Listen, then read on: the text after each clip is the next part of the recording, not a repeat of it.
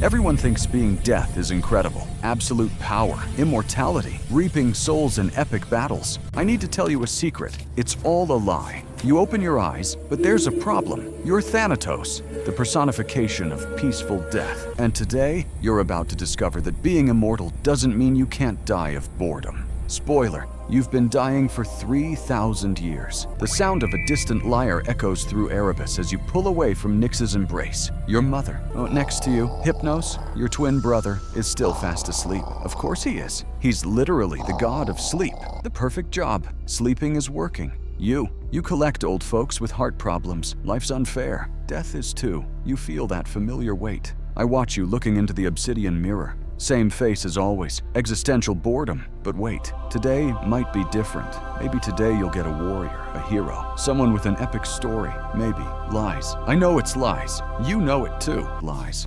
But hope dies last. Ironic, considering who you are. Your first stop is the House of Hades. The palace smells like sulfur and bureaucracy. Hades flips through scrolls with zero enthusiasm. Thanatos, big day today, he announces with that fake corporate boss enthusiasm. You already know it's bullshit. You grab the scroll and unroll it, hoping, praying. 17 deaths, 17 natural deaths, 17 completely, absolutely, cosmically boring deaths. If I were you, I'd quit, but you're immortal, and this is literally your purpose of existence. You're stuck until the end of the universe. Olympus HR doesn't exist. Before leaving, you run into Alecto, one of the Furies, covered in blood and smiling. Thanatos, a patricide tried to run. I chased him for 3 days, whipped him. It was beautiful. She makes dramatic torture gestures. You force a smile. Even the Furies, who literally torture people, have more interesting days than you. The first soul is in a village in Thessaly. 83 years old, going to die in his sleep after overeating.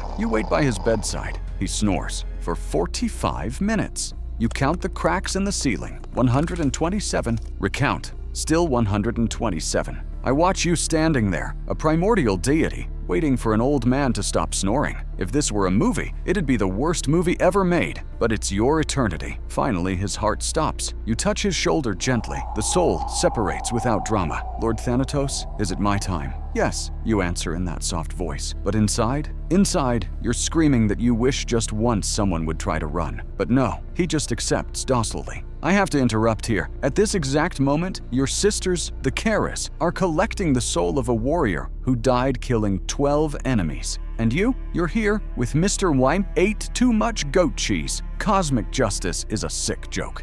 Second death. 92-year-old woman knitting. The stroke starts. She keeps knitting. Even as the soul separates, she's still holding the needles. She asks if she can bring the knitting. You explain physical objects don't cross over. She sighs. This was the highlight of your morning. Death number 3.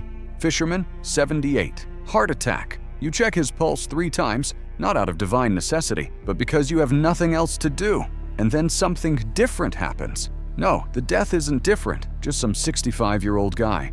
But when you're guiding the soul, you pass by a battlefield. And there she is, Megaera, your sister, one of the Keres. She's dancing among the bodies, smiling, humming, genuine love for her own work. Thanatos, 15 warriors in less than an hour. There was spear, decapitation, one guy literally bit another guy's throat. She's vibrating with homicidal joy. Your client looks awkwardly at you. Your sisters seem excited, he comments. Yeah, you respond bitterly. They get the violent deaths. He understands. You'd kill to be there. You'd trade everything for warriors, heroes, epic stories. But no, you're here with him, who spent 15 years waiting to die watching sunsets. The next 3 hours are corporate hell. Old person after old person. You collect 2 deaths in the same house, a couple who died together. They think it's romantic. You think it's convenient because it saves a trip. I notice you've started thinking about deaths as logistical efficiency. You take a break at the river Styx. Charon approaches, making that joke. Hey, Thanatos, killing time? He laughs. You don't. You never laugh at this joke. He never stops making it. Charon, how many souls have you transported? He scratches his beard. Lost count 1,000 years ago. Why? Curiosity, you lie. You're calculating how many natural deaths you'll still witness before the end of the universe. The answer terrifies you. Infinite. But here's a secret even Charon doesn't know. There's a price to cross this river.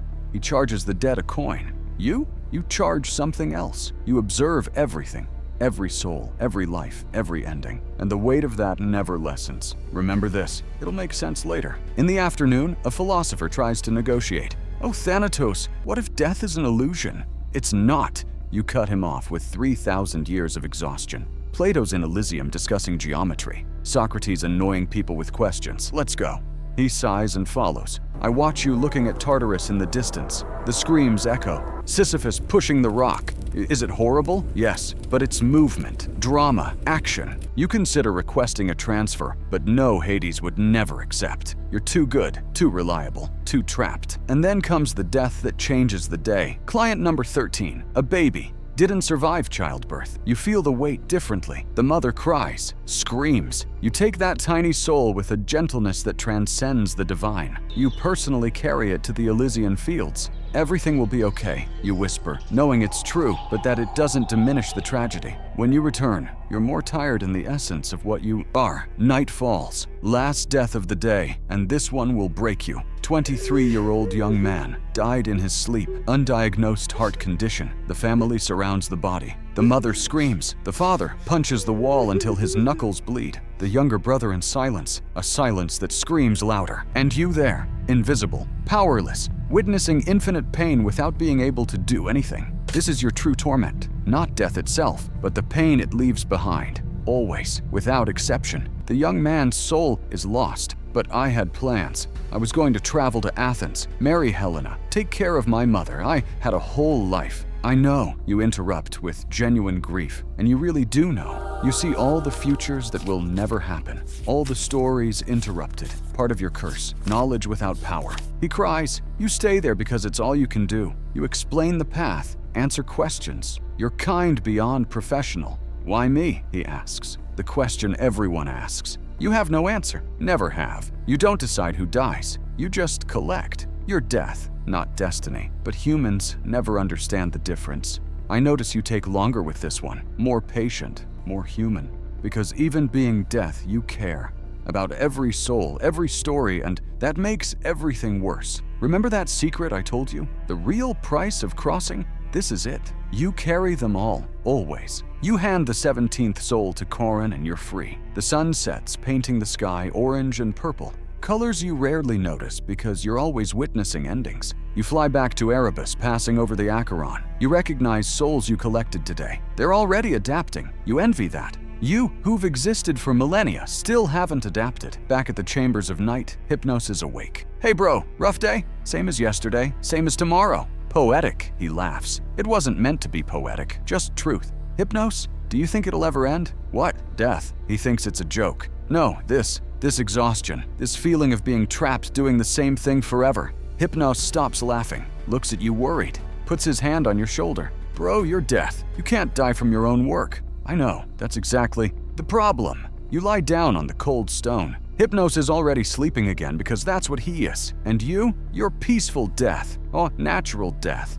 Boring death that nobody remembers. While your sisters appear in epic stories, you appear on death certificates. You close your eyes. Try not to think about how many centuries remain, how many peaceful deaths will come, how many unglamorous stories you'll have to witness while the Keres get heroes and warriors. Tomorrow there's another list, more elderly, more diseases, more inglorious endings, and you'll do your job with the same gentleness as always, because that's what you are, what you'll always be, until the end of everything. I end watching you fall asleep, exhausted not physically, but emotionally, existentially. The supreme irony of the cosmos doesn't escape you, you're death. But what really kills you inside is boredom, monotony, eternity doing the same thing. And the truth nobody tells you about being immortal? It's not that you live forever, it's that you work forever. No vacation, no promotion, no end. Welcome to your eternity. At least you don't die of boredom, technically, because you're already death. And tomorrow, it all starts again.